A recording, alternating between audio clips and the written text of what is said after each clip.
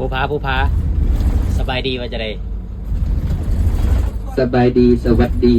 สินเจ้าครับผมสบายดีสินเจ้าสบายดีคนหล่อสินเจ้าคุยโง่ สินเจ้าเคยโง่ถูกแล้วสินเจ้าเคยโง่นะครับ สินเจ้าคุยโง่สินเจ้าคุยโง่แม่หมอยคง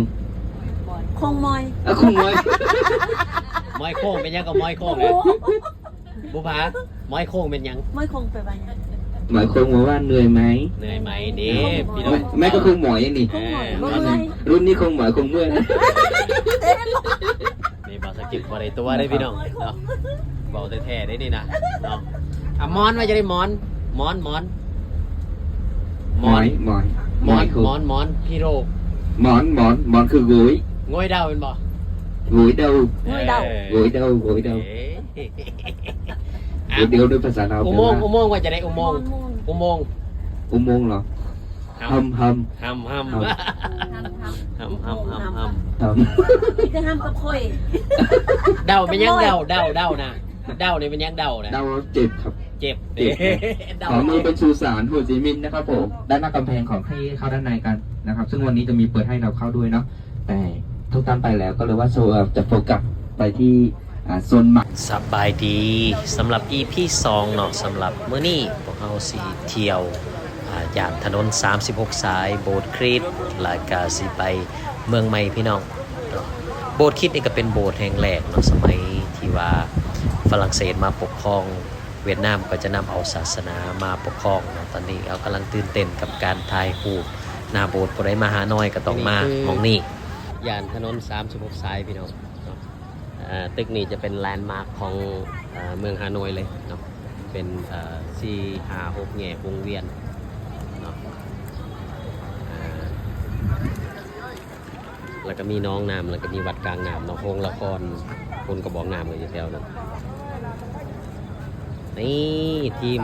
สยามบุรีมักมวนพี่น้องสยามบุรีมักมว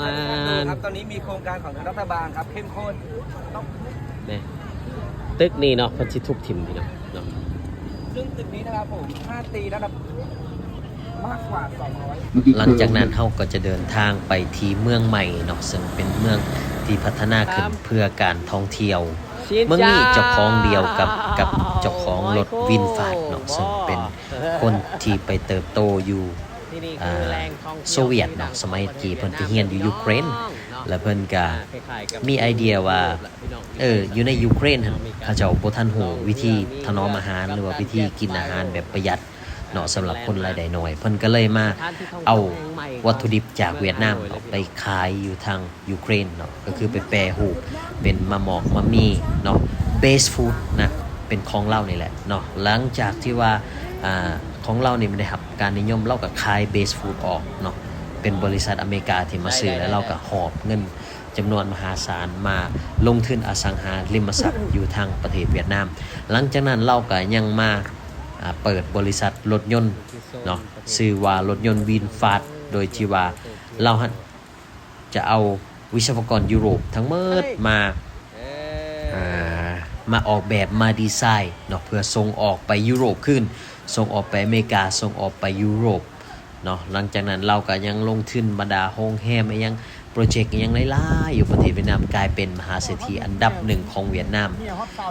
อันนี้ก็เป็นที่น่าชื่นชมตอนนี้มาฮอดฮ่องกงแล้วพี่น้องสินเจ้ามอยคงสินเจ้า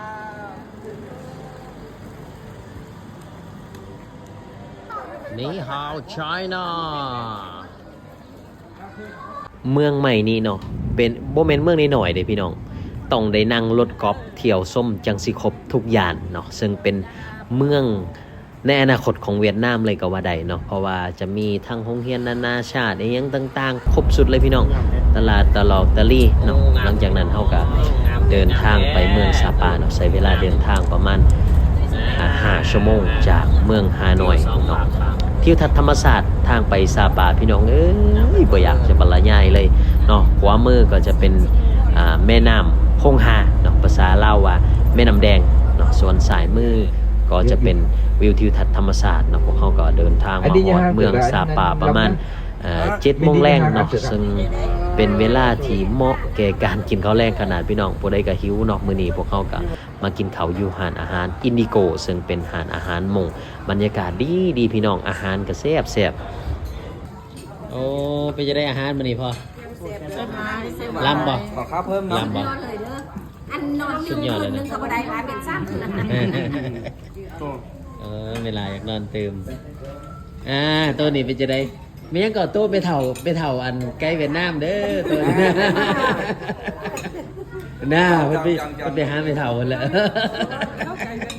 วไก่ได้เนี่ย อยากได้ไปอาหารแรงกว่านี้ วันนี้สิได้กับซัก นี่ ซัก นี่ต้องซื้อของฝากให้ลูกสาวแม่นะ วันนี้แม่ยายหมอยเพิ่ม ไม่คงบอกมื่อนี้แม่ยายมอยโค้งบ่ ธรรมดา ธรรมดา ได้บ่ธรรมดา ธรรมดาคือข้าวหมอย จะมองคงหมอย องเบียร์องเบียร์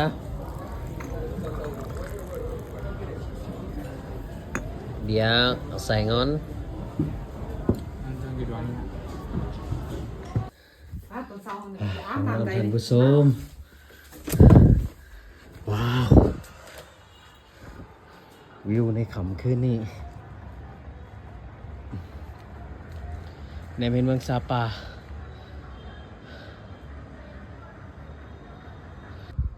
ท่านใดที่คิดอยากจะเที่ยวสามารถบินตรงมาจากยุโรปอเมริกาหรือว่าออสเตรเลียมาลงที่ฮานอยเนาะพี่น้องชาวไทยก็สามารถบินตรงมาจากเชียงใหม่มาจากสุวรรณภูมิบินลัดฟ้ามาที่เมืองฮานอยเนาะบ่าวสักจิกสิไปท่าท่านผู้ชมอยู่ทางเมืองฮานอยพี่ละพี่น้องเนาะจากกันมื้อนี้ก็สิขอฝากคำคมน้อยๆหนึ่งเนาะคันบ่ออกจากบ้านบ่เห็นด่านแดนไกลคันบ่ไปท่องเที่ยวบ่ฮอนเห็นโลกกว้างเพิ่นว่าเที่ยวเล็กเที่ยวน้อยอยู่ไสก็เที่ยวพี่น้องการท่องเที่ยวคือการฉากแบตให้ห่างกายผู้ใดอยากเที่ยวก็คิดฮอดบ่าวสักจึกเด้อพี่น้องเด้อ